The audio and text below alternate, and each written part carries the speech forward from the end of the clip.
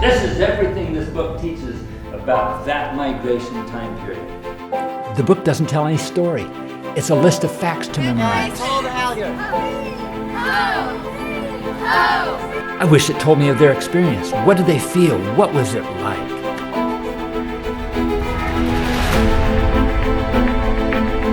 Aren't decisions like this important? So when I hand over the wagon train to you, who do I hand it to?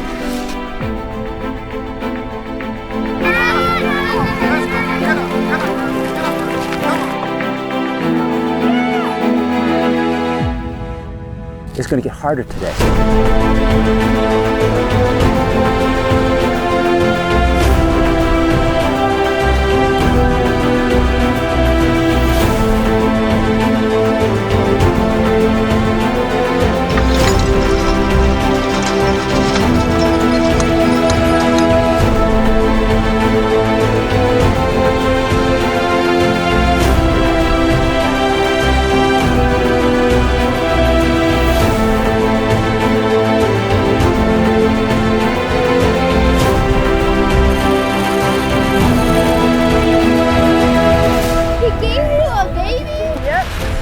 When Cecily and Espen come into the train with that, it changes the lives of everybody on that train.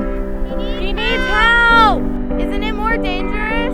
I mean, why take the harder road when you don't need to? What's the point of going down the hard road? Why are we on this wagon trip? Are we here to get to the end? Are we here to get as far as we can in one day? No. We're here for the experience.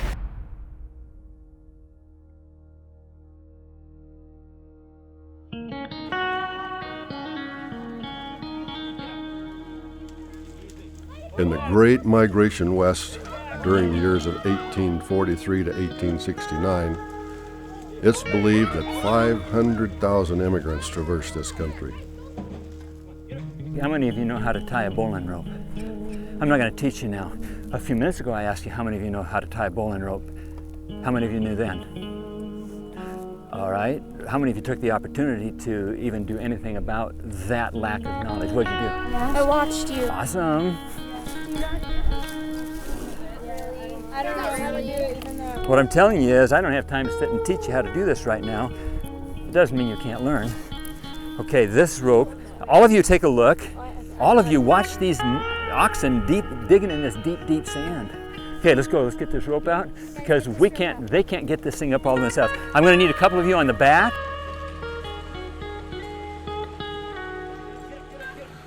The trip was arduous. It was fraught with risks from infectious disease, dehydration, injury, malnutrition, and harsh weather. 1/10 of the immigrants died along the way. Many were ill-prepared, lacking knowledge, and or unwilling to heed the advice of those who traveled the road before them. It's not all that different to a teenager in the 21st century navigating their transition to adulthood. The trail is the teacher. Their classroom is the environment. Mr. David Vixie is the educator who aims to guide them toward becoming thinkers, not reflectors. On this one-week journey, traversing 12 to 15 miles per day, these students will experience some of life's greatest lessons in survival of an adult world, the ability to work together, the responsibility we have to those around us, and the part we play in this great migration called life. What are you noticing about the need for water? I need it. For you. Oh, every time we stop. Not that much. Are you feeling the need for water? Yes. Are you? Yeah. All right. My water's so Oh, if we leave this water supply, of course, then that's pretty stressful for us. I want to show you. Stand, easy. I told you this is a river that never finds the sea. This is the Oregon country. The Rocky Mountains here, that's where the Oregon country starts, right there at the top of the Rocky Mountains. Where the water starts running this direction, that's all Oregon. We're right here. You see this where it ends? Yeah. Can you all see that? Yeah. We're right here where it ends. So we have a map of where we're at. All right. We got to keep going. We got to leave this river. That's why you got to get water. I bring them to the beginning of the trip at the edge of the water, the Humboldt River. This wagon trail follows water. These students follow water. They live with water. They take showers, convenient water. All of a sudden, that's come to an end. No showers, no baths. Hard to find water to brush your teeth. The animals are consuming gallons of water. I think they both drank two because they had to switch around, right? I think they both drank one and then well, no, it's two. Say Two. two. They drank They still two. want more. And they still want more, yeah. Okay. They have to just have management of the water. They don't know what that's like to not have water. This trail now leaves the water, and it will leave the water for maybe 40 miles. You might come to a muddy spring where it's wet mud, and you're going to try and squeeze some water out of that. And I needed these students to understand, I can't just drive you out and say, we're going to go over a waterless stretch. They go, yeah, well, whatever. But when they see that water fading in the distance, and they look ahead and see only desert sand, they go, oh, that becomes important. That water is being left. And now the focus is get to the other side, or water will be your demise.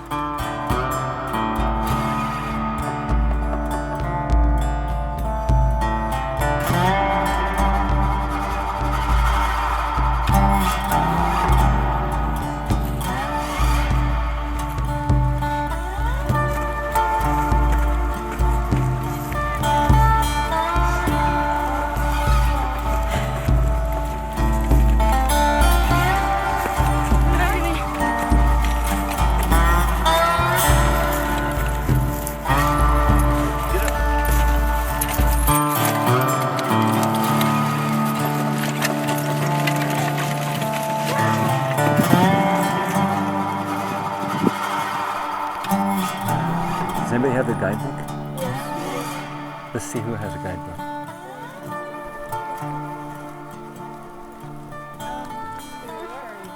Yeah, she only has one page, so I'm sharing with her. That happens on a trail when you've gone a long ways, isn't it? Do you need it right now? No, I just want to know if you had it. Because what does the guidebook say? What's its title? Independence, Missouri to San Francisco, California. Well, what is it? I'm hearing all kinds of titles. Show me your guidebook. If you don't have a guidebook, come over here. If you have a guidebook, go step over by the mules. Why do you think they have guidebooks? They think it's important to them.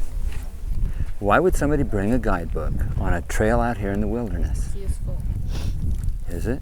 Yes. Some of you have guidebooks. I'm not scolding you. I hope it doesn't feel that way. I'm asking you to notice it and notice why. You're on a trail headed to California.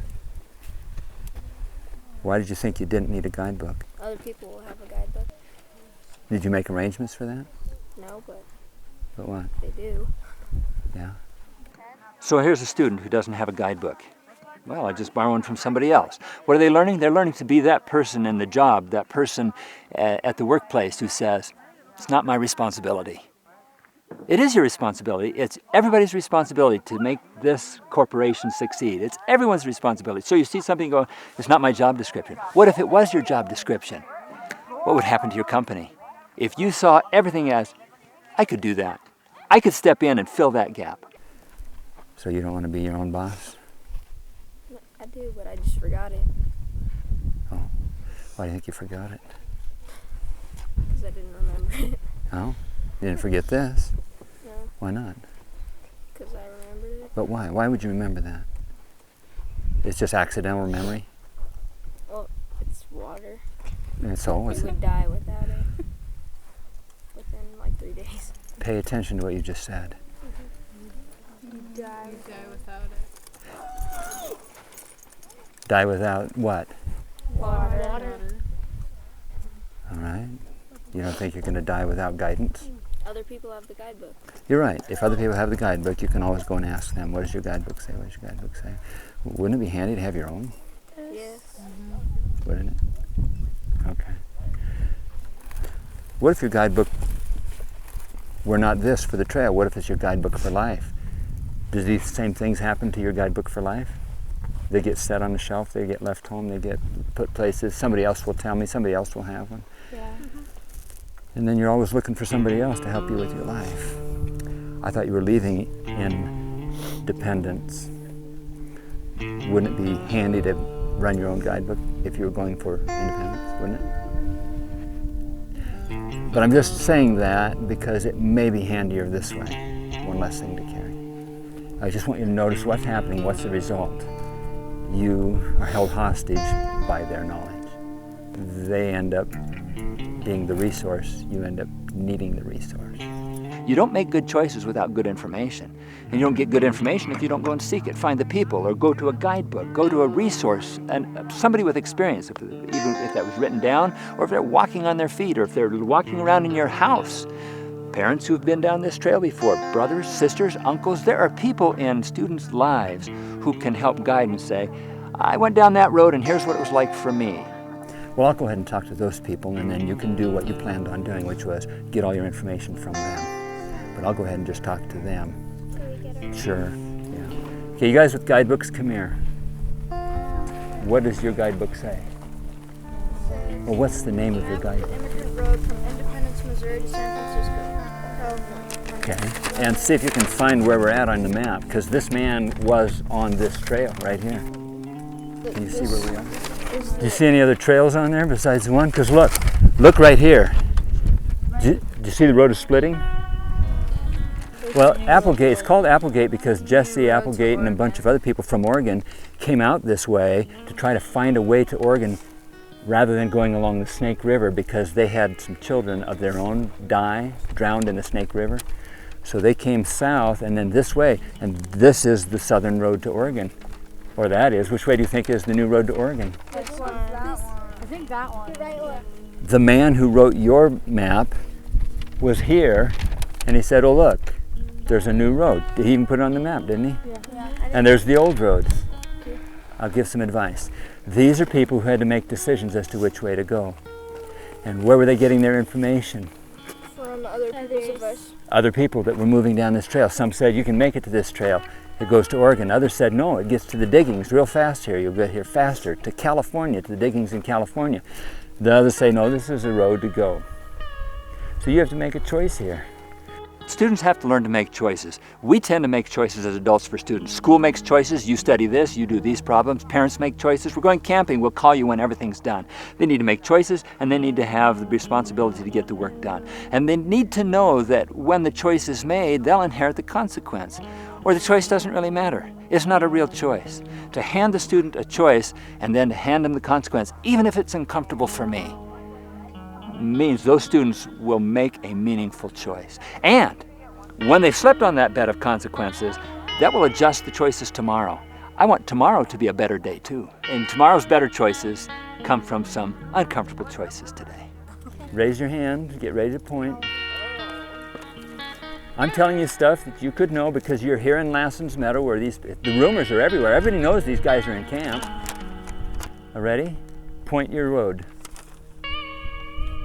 New road. All right, it looks like the majority is pointing this way.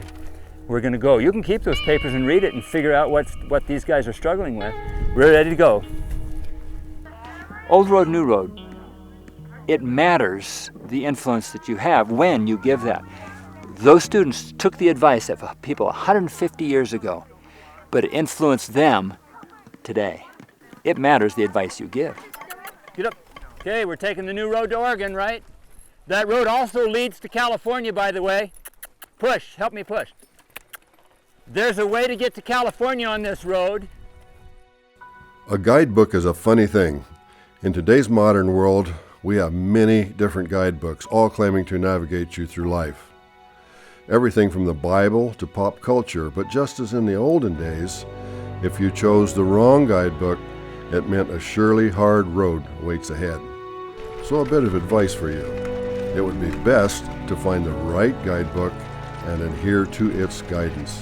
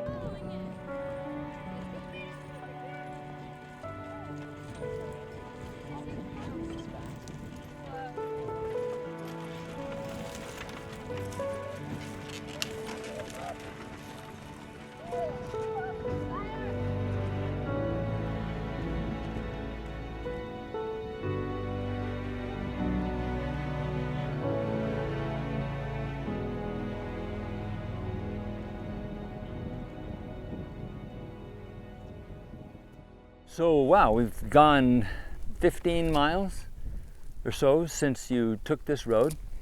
And now look, here's another road choice. What does this look like in comparison to this one? Say That something one out looks more loud. traveled than that one because and it looks less easy going, less paved. Yeah. Like this one looks more modern, like where all the cars would go today. So which one do you think is the old road? Yeah, you're right. However, I must tell you, being a trail guide and having been out here before, that is also an old road. This is from the 1840s.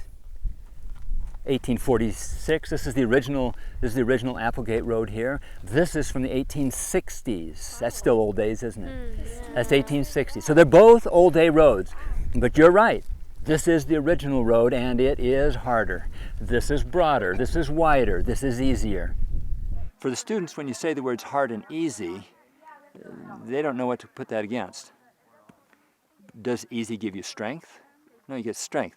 Where does courage come from? If we didn't have struggle, if we didn't have some kind of suffering, the word courage wouldn't exist. Where would it come from? You get determination from being deterred. And so if you were to take the hard road where there's something will come up and make life difficult for you, then you make adjustments. You come to a hill and you go, I don't know if I could make it up that. But others have before me. I would never have thought that, but that I saw others do it first. Hard road, easy road. No guarantee there's no trouble on that road. No guarantee that there will not be something joyful on this road. I don't intend to scare you. I intend to have you look and notice and deeply think on it. Not, oh, it doesn't matter, I'll take one. You have a rock in your hand? Yes. Without letting anybody else know what you're doing, keep both hands behind your back and transfer that rock to the road that you would personally take if you could sway this entire group to go your way. Aren't decisions like this important? You've said I'm scaring you. Where'd the fear come from? Well, because you said that it's gonna like affect our future. But it won't affect your grade. Well, yeah. It's like our fate. Yeah, it's kind of like Starting into your future. it's like on one road there might be something like really, really hard and not enjoyable, and because we picked that road, we got that. Yeah. So All right. If your rock is in this hand, walk over here now. If your rock is in this hand, walk over here. And continue down the road that you've chosen.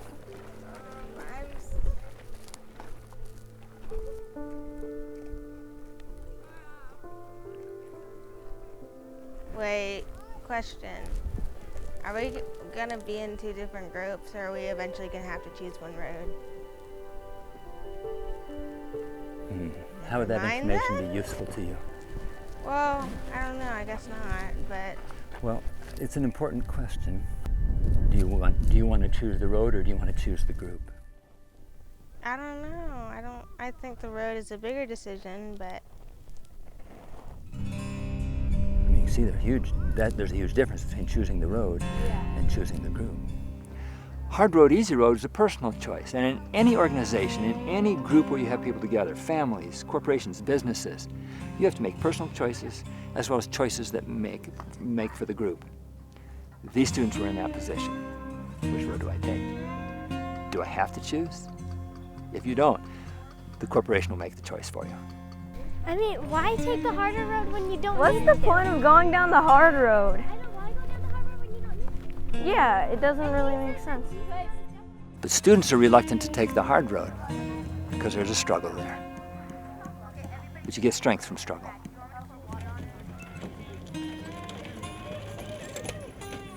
Okay, look, we got this problem to solve. How you would suggest we get down here? I'm unhooking the mules. How do we stop the wagon without mules? we don't. Did you notice this wagon doesn't even have brakes? That's inconvenient. We took that wagon? Shouldn't the brakes be on the other side though? How does this wagon get stopped now? It's human power, I We guess. have to hold it back with ropes. This wagon has been being stopped all day long, hasn't it? It's not always running. How does it stop? They stop.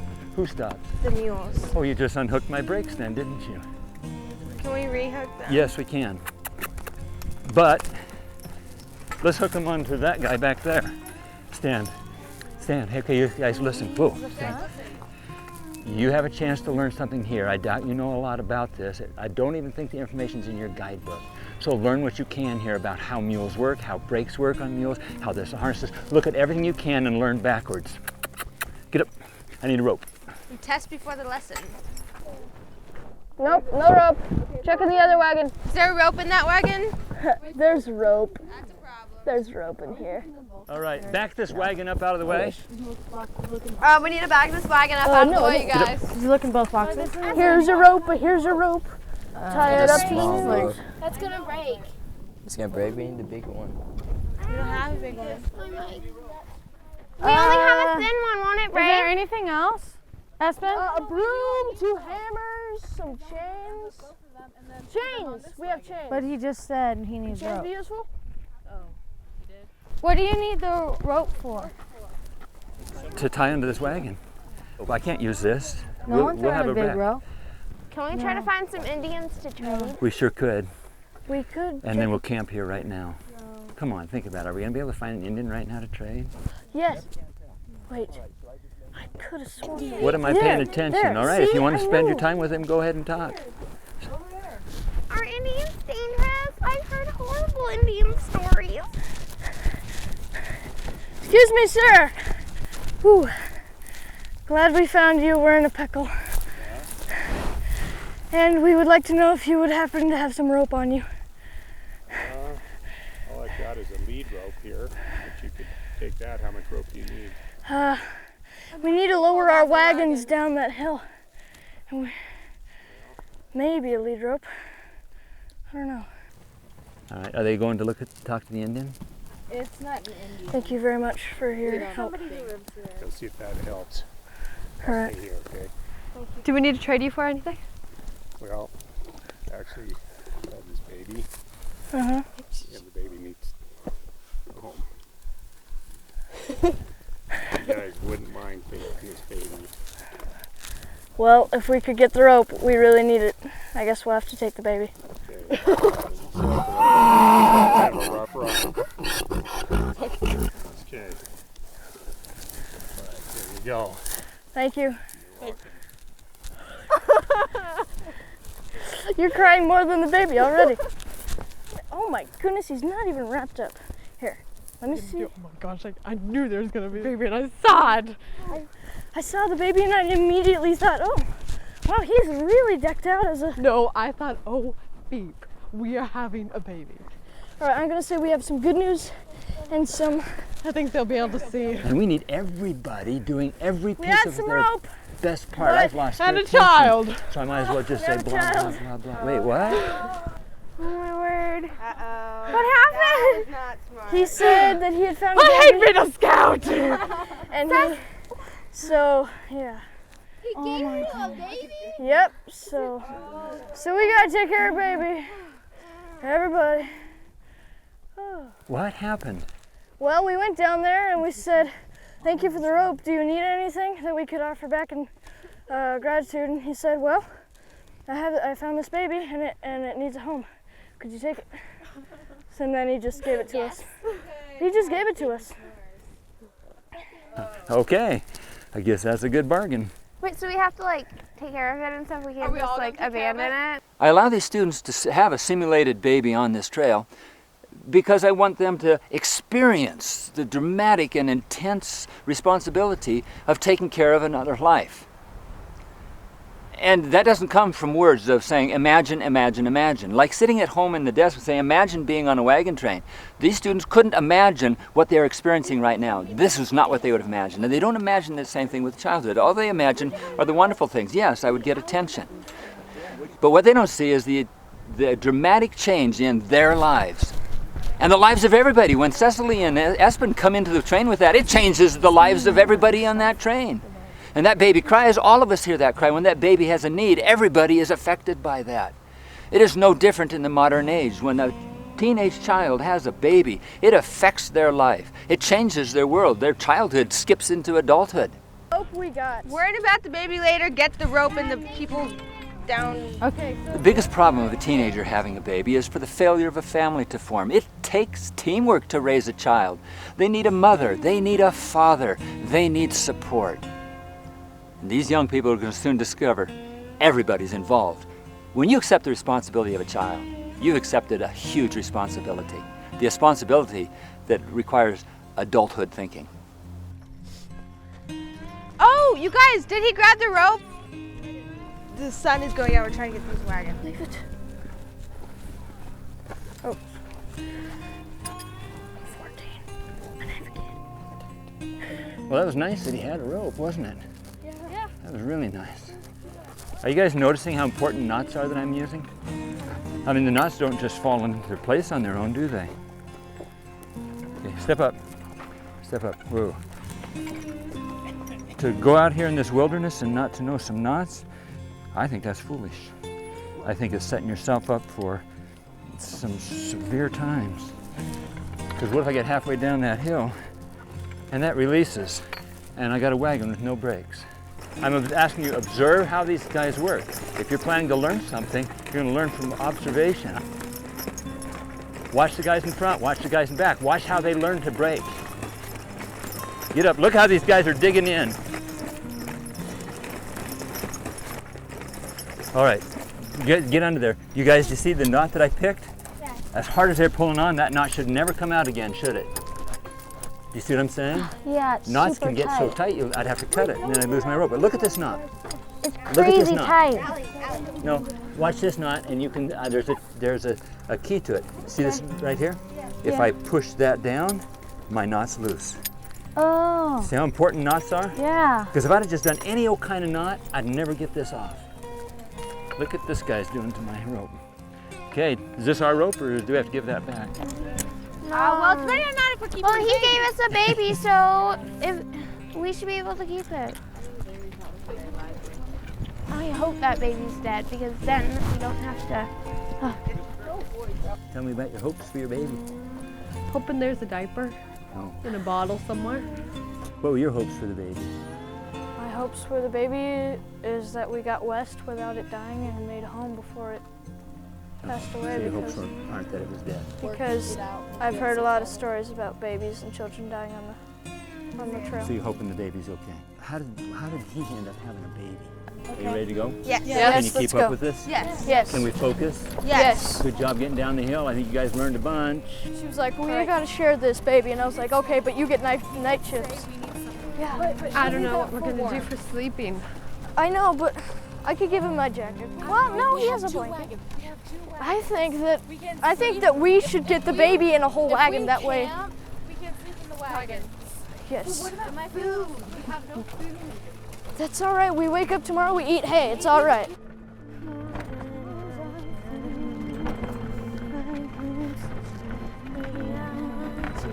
The kids seem quite optimistic toward their new venture with adding a baby to the train, but this hard road has just begun. Oh, we should make a name that could go for both genders. Okay. Like Jessie? Jessie. Okay. Because it works Awesome. for a girl and works for a boy. Jessie. Just do it. They're about to come face to face with one of the most difficult decisions that was often made by the immigrants who had children born to them on the trail. A decision that may alter their lives forever.